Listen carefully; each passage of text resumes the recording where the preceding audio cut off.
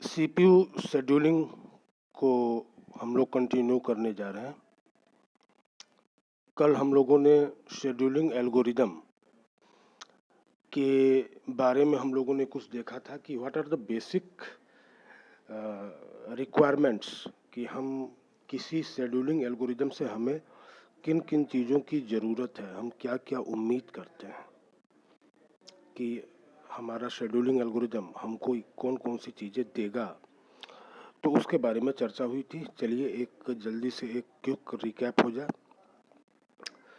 पहली चीज़ है maximum CPU utilisation, मतलब आप जो कोई शेड्यूलिंग एल्गोरिदम इस्तेमाल कर रहे हो वो ऐसा होना चाहिए कि वो सीपीयू का मैक्सिमम यूटिलाइजेशन करे, यानी कभी भी हमारा सीपीयू जो है खाली ना बैठा हो।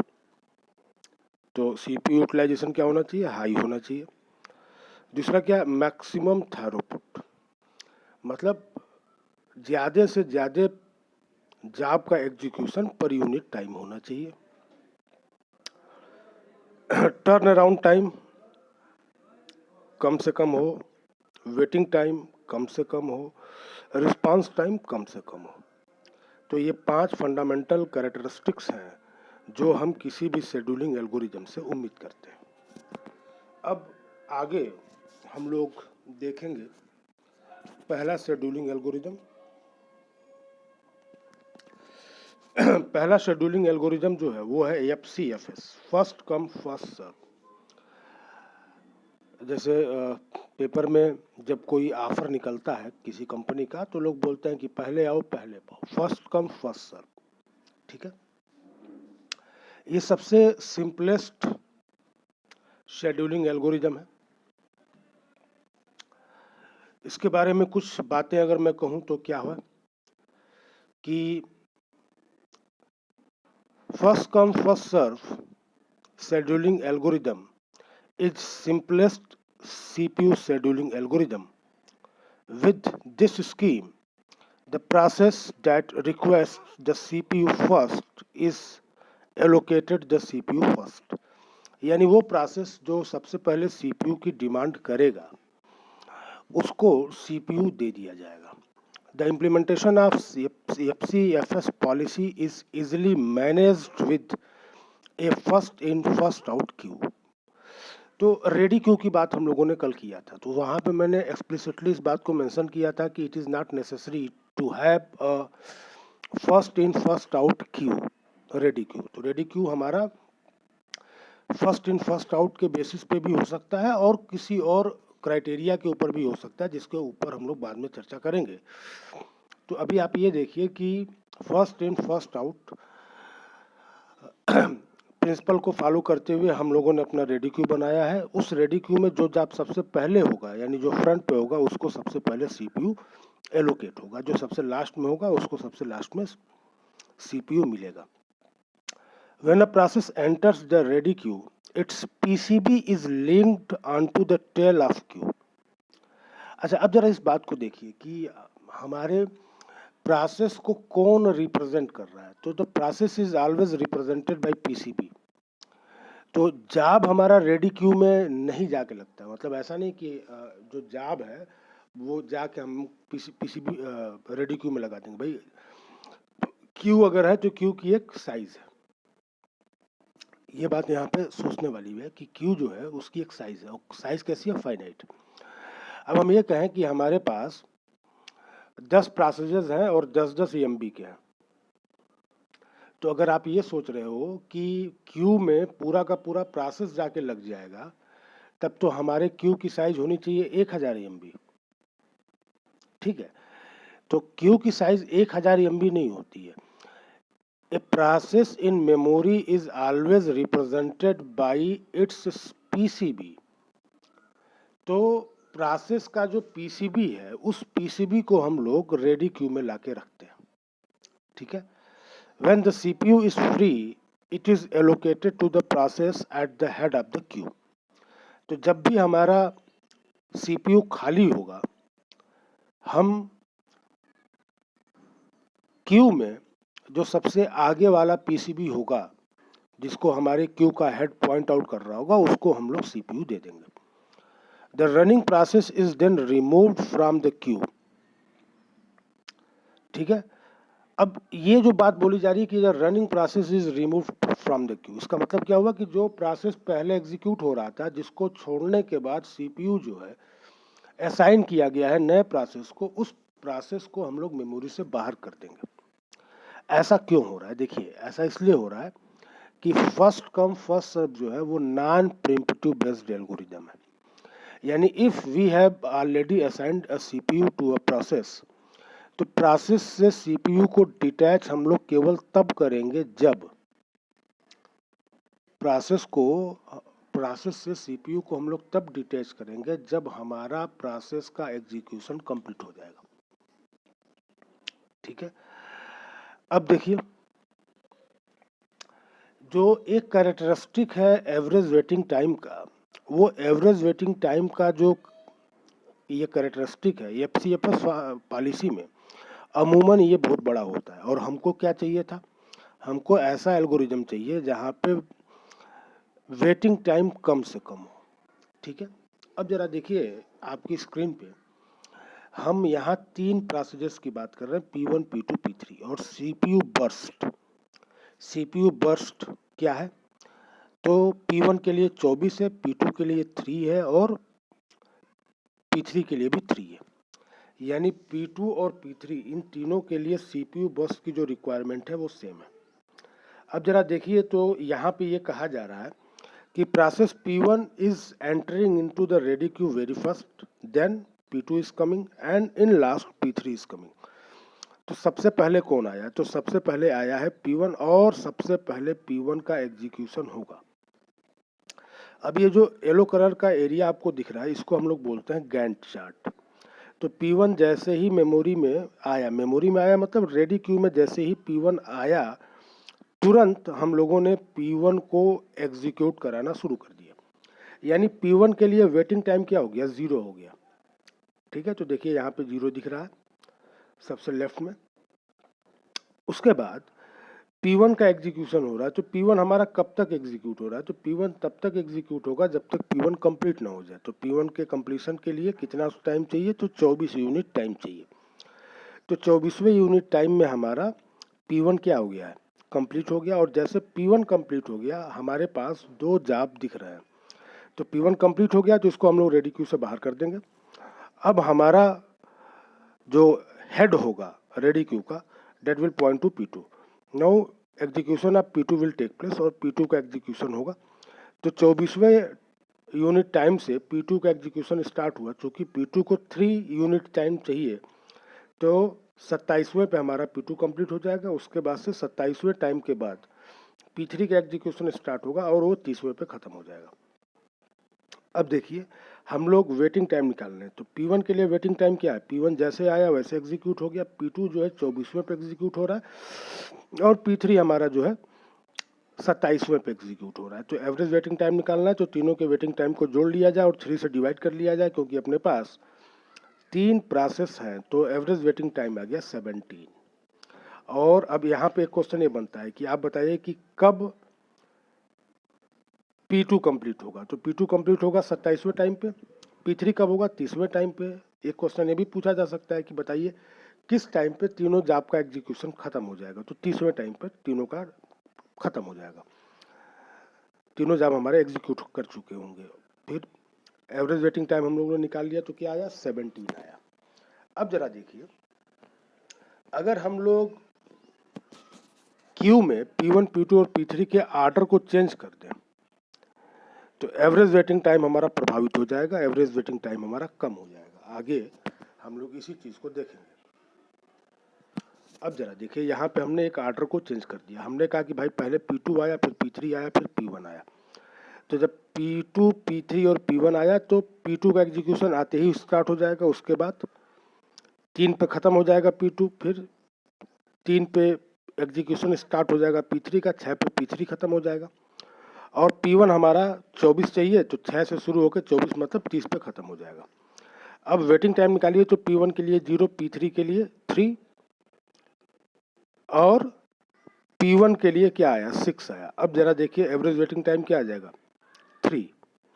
यानी आर्डर को अगर हमने चेंज कर दिया तो हमारा एवरेज वेटिंग टाइम कम हो जा रहा है। और आर्डर को कैसे चेंज करना है, तो जो छोटे जॉब है, छोटा जॉब बोलने का मतलब वो जॉब जिसके लिए CPU बर्स्ट की रिक्वायरमेंट सबसे कम है, अगर वो सबसे पहले आए तो क्या होगा, तो एवरेज वेटिंग टाइम को हम लोग सिग्निफिकेंटली डिक्रीज कर लेंगे।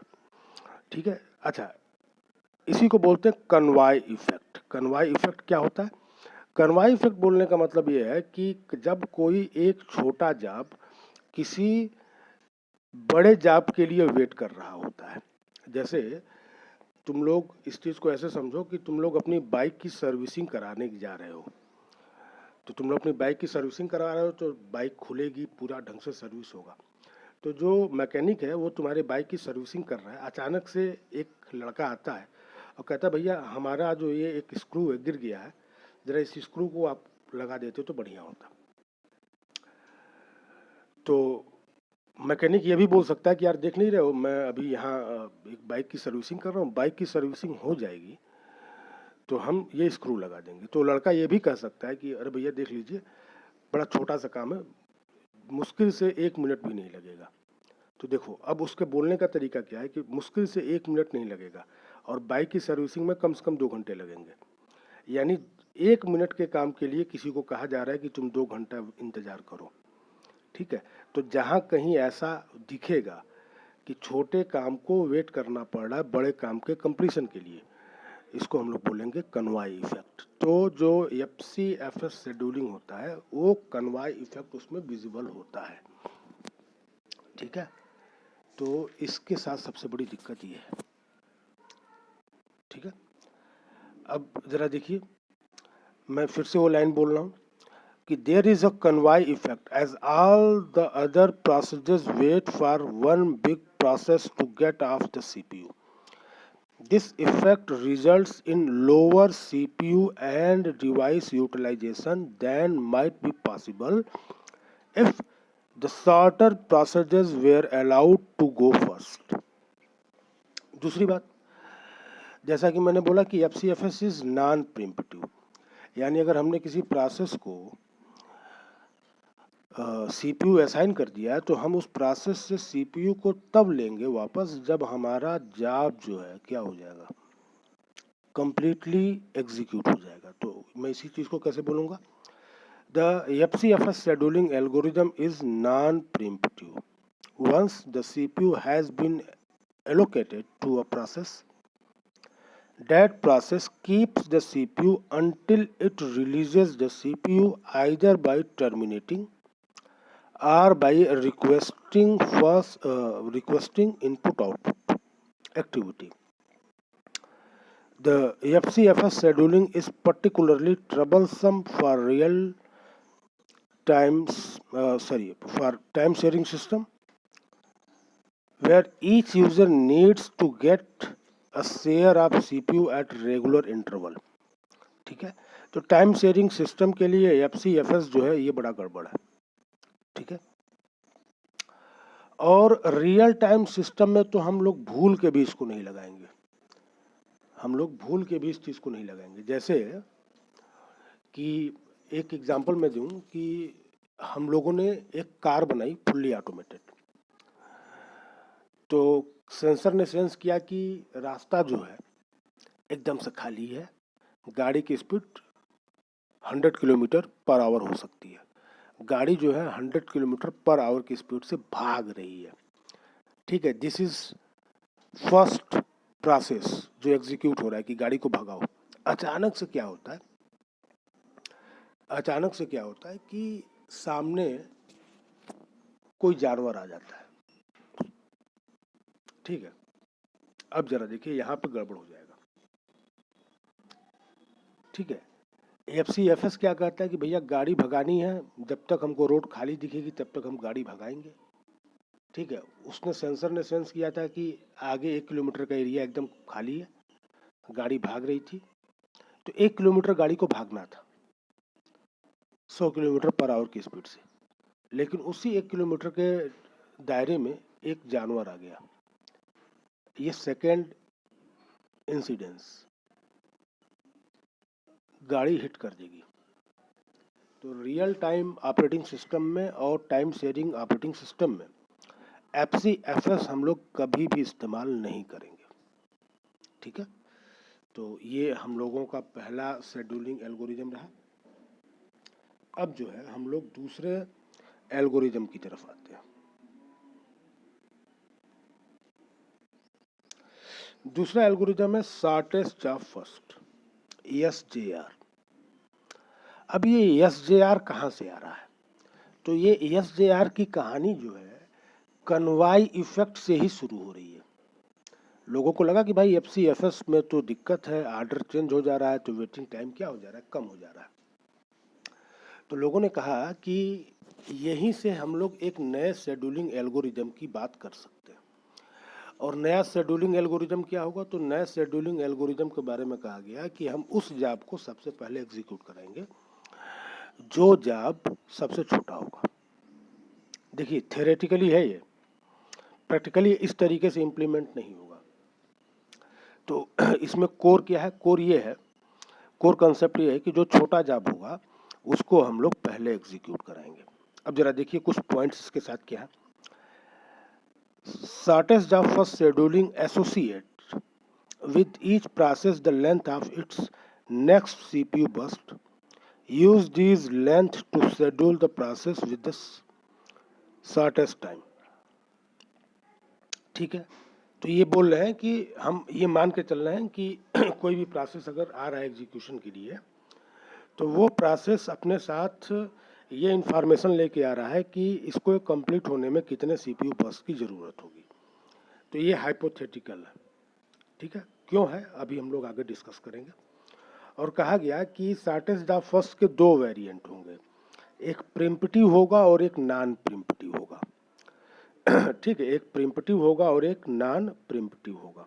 ठीक है, तो नॉन प्रिम्पटिव में क्या है कि अगर एक बार हमने किसी प्रोसेस को जॉब दे दिया एग्जीक्यूट कराने के लिए, ठीक है, तो अब वो प्रोसेस जब तक कंप्लीट नहीं होगा तब तक हम उससे CPU नहीं लेंगे। ये बात और है कि एक और जॉब सिस्टम में आ गया है जिसके लिए टाइम की रिक्वायरमेंट पहले वाले से कम है। जैसे हमने कहा कि 3 जॉब लीजिए, P1 P2 P3। P1 के लिए 10 यूनिट टाइम चाहिए, P3 के लिए 5, P2 के लिए 5 और P3 के लिए 3। ठीक है, तो इन तीनों में सबसे कम टाइम किसके लिए? P3 के लिए है। तो P3 को हमने CPU दे दिया, कहा भाई तुम एग्जीक्यूट हो जाओ, तुम सबसे छोटी जॉब हो, सबसे पहले एग्जीक्यूट तुमको होना है। P3 हमारा एग्जीक्यूट हो रहा है और P3 अभी हमारा एग्जीक्यूट ही हो रहा है, तब तक हमारे रेडी क्यू में एक जॉब आता है जिसके लिए CPU बर्स्ट की रिक्वायरमेंट है 1। तो अब जरा देखिए तो कौन एग्जीक्यूट हो रहा है? वो प्रोसेस एग्जीक्यूट हो रहा है जिसका CPU बर्स्ट है 3। नए प्रोसेस के लिए CPU बर्स्ट कितना है? 1। ठीक है, अब नॉन प्रिम्पटिव क्या कहता है कि भाई साहब जो तीसरा 3 बर्स्ट वाला P3 एग्जीक्यूट हो रहा है उसको एग्जीक्यूट हो जाने दीजिए, कंप्लीट हो जाने दीजिए, तब हम लोग चेक करेंगे कि हमारे पास जो अब 3 जॉब है P1 P2 और P4, उसमें से जो सबसे छोटा है P4 उसका एग्जीक्यूशन होगा। ये नॉन प्रिम्पटिव बोल रहा है, लेकिन इसमें एक दूसरा वर्जन है जिसको बोलते हैं प्रिम्पटिव।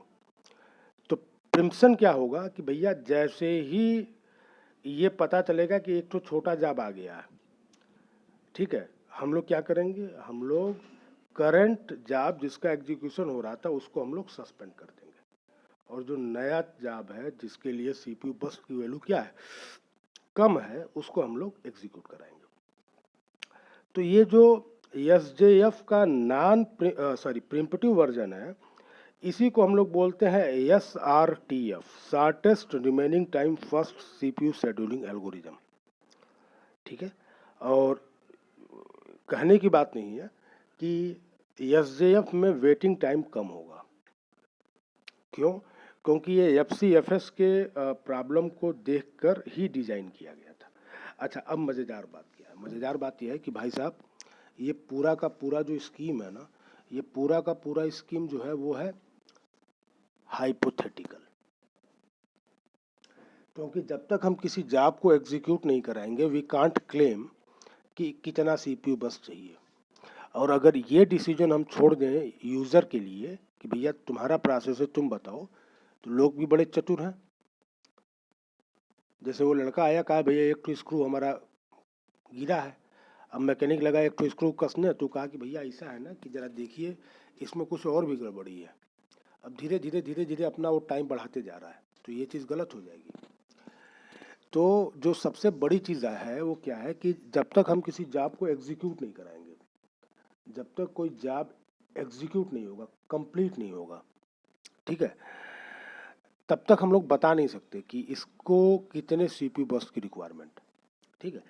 लेकिन इसका एक वेरिएंट है, ठीक है, जो प्रिडिक्शन के ऊपर बेस्ड है, ठीक है, जो प्रिडिक्शन के ऊपर बेस्ड है। अब हम लोग इस प्रिडिक्शन को कैसे करते हैं, तो हम लोग यहाँ पे पास्ट हिस्ट्री कंसीडर करते हैं और पास्ट हिस्ट्री के बेसिस पे हम लोग काम करते हैं। जैसे मैं आपको एक एग्जांपल दूँ, जैसे रोज़ सुबह जो है तुम अपने कॉलोनी में किराने की दुकान पे जा रहे हो, ब्रेड उठा रहे हो, बटर उठा रहे हो और दूध का पैकेट उठा रहे हो, रोज़ तुम्हारा ये काम है। अब जैसे ही सुबह तुमको दुकानदार देखेगा वो तुरंत ये तीन चीज़ निकाल कर रख देगा। समझ रहे हो क्यों? क्योंकि पास्ट हिस्ट्री बता रही है कि तुम जब भी आते हो ये तीन सामान तो लेके जाते ही जाते हो, ठीक है। तो पास्ट हिस्ट्री का इस्तेमाल हम लोग करेंगे प्रिडिक्शन के लिए, ठीक है। तो उसके पहले जो है हम लोग यहाँ पे एक एग्जांपल देखते हैं। अपने पास कितने जॉब हैं, तो अपने पास है 4, P1 P2 P3 और P4। P1 के लिए टाइम रिक्वायरमेंट कितनी है, 0.07। P2 के लिए 2.04, P3 के लिए 4.01, P4 के लिए 5.04, ठीक है। सबसे छोटा कौन है, P1 है, P1 का एग्जीक्यूशन होगा। P1 के बाद से सबसे छोटा कौन है, तो P1 के बाद देखिए ये डायग्राम जो है कुछ गड़बड़ बना हुआ है, क्योंकि P1 के लिए जो, अच्छा सॉरी, इसमें जो चीज़ें हैं उसमें 3 टपल दिए गए हैं। अराइवल टाइम भी है जिसको मैं इग्नोर कर रहा था, प्रोसेस, अराइवल टाइम और सीपीयू बस्ट। P1 का अराइवल टाइम क्या है, 0.0, बस कितना है 7। P2 के लिए अराइवल टाइम क्या है, 2.0 और बस्ट 4। P3 के लिए 4.0 और 1 और P4 के लिए 5.0 और सीपीयू बस्ट है 4। अब जरा देखिए सबसे पहले कौन आ रहा है, अराइवल टाइम किसका सबसे कम है, तो P1 का। तो P1 जैसे ही आएगा, एक ही जॉब है तो वही बड़ा वही छोटा, तो P1 को हम लोग एग्जीक्यूट कराना शुरू करेंगे। तो P1 हमारा कंप्लीट होगा 7वें पे। 7वें पे जब कंप्लीट हुआ तो अब जरा देखिए, तो P2 भी आ चुका है सिस्टम में, P3 भी आ चुका है और P4 भी आ चुका है, ठीक है। तो अब P1 के कंप्लीशन के बाद हमको 3 जॉब में से सबसे छोटा सेलेक्ट करना है। तो सबसे छोटा कौन होगा, P3 होगा। तो P3 को हमने एग्जीक्यूट कराया, उसके बाद हम लोग P2 और P4 में से हमें सेलेक्ट करना होगा। तो अब जरा देखो, तो P2 और P4 में टाई है, दोनों के लिए सीपीयू बस सेम है।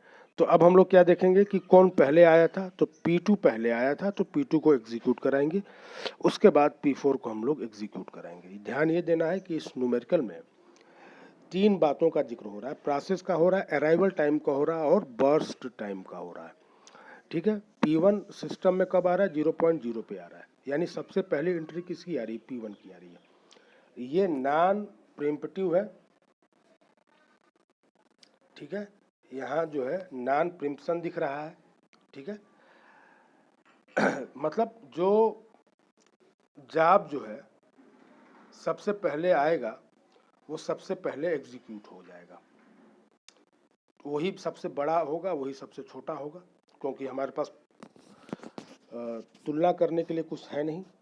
ठीक है, तो P1 को हम लोगों ने क्या किया, शेड्यूल कर दिया। क्योंकि नॉन प्रिमिटिव है तो जब तक P1 हमारा कंप्लीट नहीं होगा, ठीक है, तब तक हम लोग किसी और जॉब के बारे में सोचेंगे भी नहीं।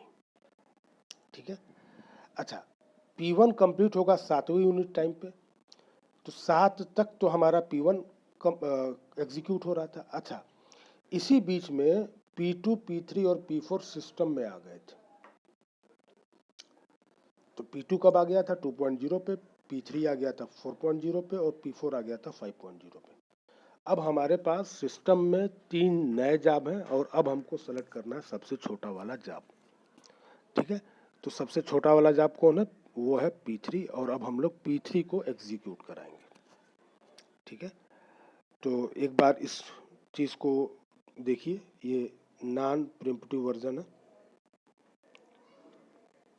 ठीक है, अब हम लोग इसी एग्जाम्पल को लेते हैं, किसके लिए, इसी एग्जाम्पल को हम लोग लेते हैं प्रिमिटिव वर्जन के लिए, सॉरी हाँ प्रिमिटिव वर्जन के लिए लेते हैं। प्रिमिटिव वर्जन में क्या होगा, जैसे कोई नया छोटा आएगा हम लोग उसको एग्जीक्यूट करा देंगे। तो अब जरा देखिए, तो P1 एग्जीक्यूट हो रहा है, 0.0 पे आया तो अभी इकलौता जॉब है, तो 2 यूनिट टाइम तक हम उसको एग्जीक्यूट कराएं। तो P1 को 2 यूनिट टाइम तक एग्जीक्यूट कराए तो 7 की ज़रूरत थी, 2 CPU साइकिल दिया गया है। तो अब P1 के पास कितने की रिक्वायरमेंट है, 5 की रिक्वायरमेंट है। तब तक जो है सिस्टम में एक नया जॉब आ गया P2। तो P2 के लिए CPU बर्स्ट है 4 और P1 को चाहिए 5। तो P2 हमारे लिए क्या है, नया है। तो अब P2 को हम लोग एग्जीक्यूट कराना शुरू कर देंगे। तो P2 जैसे ही 2 यूनिट टाइम तक एग्जीक्यूट हुआ तो 4 पे पहुंचेगा और चौथे पे जो है हमारे पास एक नया जॉब आ जाएगा, कौन, P3। तो P3 के लिए क्या है, सबसे कम है, तो P3 हमारा एग्जीक्यूट होगा 1 यूनिट टाइम। और जैसे P3 हमारा 1 यूनिट टाइम तक एग्जीक्यूट हुआ तब तक सिस्टम में एक नया जॉब आ गया P4। तो अब जरा देखिए P4 के लिए रिक्वायरमेंट कितनी है, 4 CPU बर्स्ट की, P2 के लिए 2 और P1 के लिए 5। तो छोटा कौन है, P2 है, P2 को कंप्लीट करेंगे। P2 जब कंप्लीट हो जाएगा तो फिर P4 को कंप्लीट करेंगे और P4 को कंप्लीट करने के बाद हम लोग वापस किस पे आएंगे, P1 पे आएंगे और इस तरीके से एवरेज वेटिंग टाइम निकालेंगे। तो कितना आएगा, तो P1 के लिए एवरेज वेटिंग टाइम देखिए 0 यहाँ सबसे पहले, उसके बाद से P1 को फिर 11वें पे मिल रहा है CPU। तो P1 को 11वें पे CPU मिला और P1 से CPU कब लिया गया था, दूसरे पे, तो 11 - 2 दैट इज 9। तो ये निकल गया P1 का वेटिंग टाइम। P2 का वेटिंग टाइम क्या है, P2 का वेटिंग टाइम है 0, यहाँ पे 0, दूसरे पे आया, दूसरे पे ही CPU मिल गया। उसके बाद P1 को दोबारा CPU कब मिल रहा है, 5वें पे, और P2 जो है कब CPU छोड़ रहा है, तो चौथे पे। तो P2 के लिए वेटिंग टाइम हो गया 1। इसी तरीके से देखिए किसकी बात हो रही है, P3 की बात हो रही है। तो P3 जो है चौथे पे आया और चौथे पे CPU मिल गया, तो P3 के लिए क्या है, वेटिंग टाइम 0 हो गया। और फिर बात आ रही है P4 की। तो P4 देखिए कब आ रहा है सिस्टम में, तो P4 आ रहा है 5वें यूनिट टाइम पे और CPU कब मिल रहा है, 7वें पे। तो वेटिंग टाइम कितना हो गया, 2 हो गया। तो इस तरीके से देखिए तो एवरेज वेटिंग टाइम हमारा घट गया। ठीक है, तो ये जो है न्यूमेरिकल को लेके हम लोगों ने इन दोनों चीज़ों को देखा कि SJF कैसे प्रिमिटिव में वर्क करता है और कैसे नॉन प्रिमिटिव में वर्क करता है। जब भी प्रिमिटिव की हम लोग बात करेंगे तो वो क्या होगा, शॉर्टेस्ट रिमेनिंग टाइम फर्स्ट, वो जॉब जिसके लिए कम समय की ज़रूरत है वो पहले एग्जीक्यूट होगा। ठीक है, तो वो चीज़ इस दूसरे वाले एग्जाम्पल में दिख रही है। ठीक है, अब हम लोग देखेंगे आगे कि वो कौन सा फार्मूला है जिसका इस्तेमाल करके जो है हम लोग प्रिडिक्शन कर रहे हैं। ठीक है, तो उस चीज़ को हम लोग कल जो है डिस्कस करेंगे। इसको एक बार थोड़ा सा प्रैक्टिस करने की ज़रूरत है, तो आप लोग इसकी थोड़ी प्रैक्टिस कर लीजिए।